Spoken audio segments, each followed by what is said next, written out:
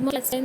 So we'll be starting with our English online class, and the very first book we'll be starting today. Your first book, chapter 1, A Letter to God.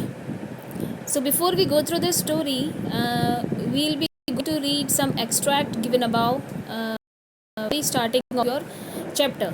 Before you read, they say faith can move mountains. हम हमेशा ये सुनते हैं कि विश्वास से हम एक पहाड़ तक से हटा सकते हैं, but what should be put a faith in, लेकिन हमको अपना फेथ रखना किस पे है?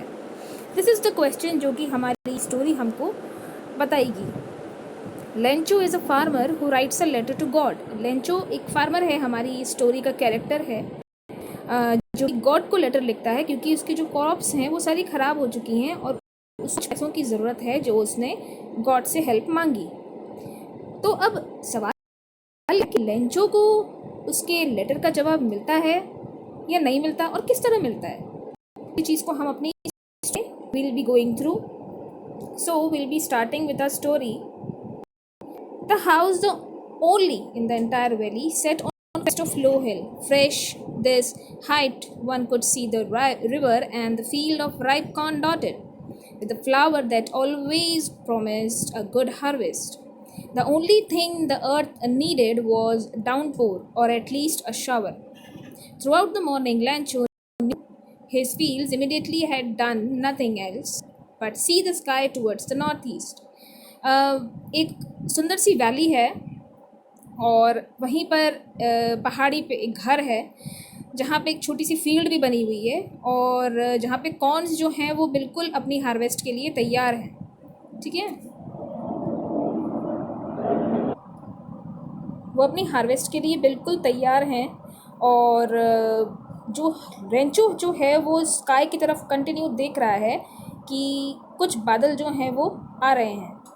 Now we are really going to get some water women. और वो बारिश का भी इंतज़ार कर रहा है कि कुछ उसने बीज बो रखे हैं, उसके लिए थोड़ी बारिश की ज़रूरत थी। उसने अपनी वाइफ से ये चीज़ बोली कि लगता है बारिश होने वाली है। The women who was preparing supper replied yes God willing. उसने ये रिप्लाई किया कि हाँ बिल्कुल, ऊपर वाले की जैसी इच्छा होगी वैसा होगा।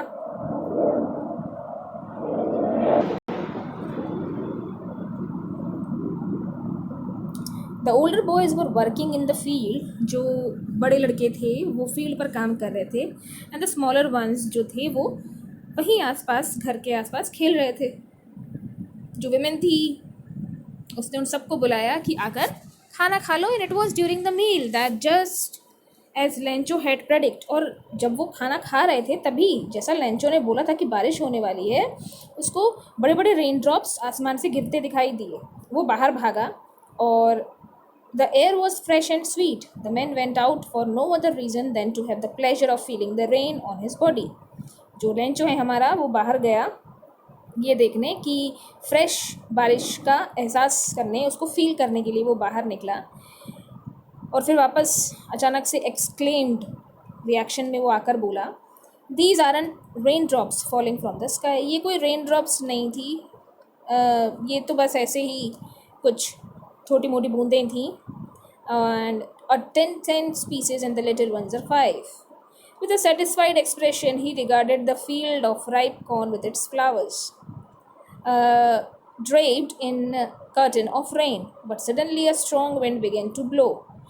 उसके बाद वो बाहर गया और जितने क्रॉप्स उसने काटे हुए थे, एक तरफ रखे हुए थे, उनको एक क्लोथ से कवर करने लगा। लेकिन जब उसने कवर किया तो अचानक से तेज़ हवाएं चलने लगी, and along with the rain very large hailstorms began to fall. hailstorms किसे कहते हैं? hailstorm कहते हैं ओले को।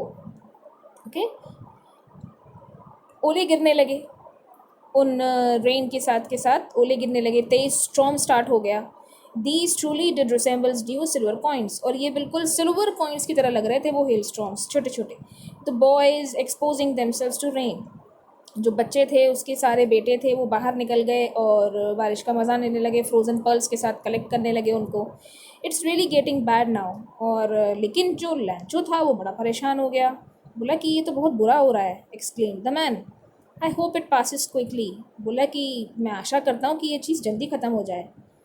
It did not pass quickly For an hour, the hail rained on the house and the garden, the hillside, the cornfield, on the whole valley. पूरे आधे घंटे ये जो हेल स्टॉर्म था ये आता रहा, ओले जो थे वो गिरते रहे. The field was white, field पूरी तरह से वाइट हो गई. And it covered with salt, ऐसा लग रहा था जैसे सॉल्ट ही सॉल्ट पूरी फील्ड पर किसी ने फैला दिया है. Not a leaf remained on the tree, एक भी पत्ती पेड़ों पर नहीं दिखाई दे रही थी, सब गिर चुकी थी उस हेलस्टॉर्म की वजह से. The flowers were gone from the plants, फूल भी गिर चुके थे. Lencho soul was filled with sadness, Lencho जो था ये नज़ारा देखकर बहुत दुखी हो गया. When the storm had passed, he stood in the middle of field. जब तूफान निकल गया तो वो फील्ड के बीचों बीच गया और सब जगह देखने लगा. और वो ये बोला कि अब तो बस लोकस्ट की कमी रह गई है, बाकी सब तो मेरा नुकसान हो ही गया है. लोकस्ट किसको बोलते हैं? टिड्डियों को, इंसेक्ट्स को जो कि फसल को खा जाती है. The hail has left nothing this year, we'll have no corn.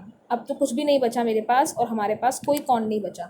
The night was a sorrowful one, वो रात उनके लिए बहुत दुख भरी थी.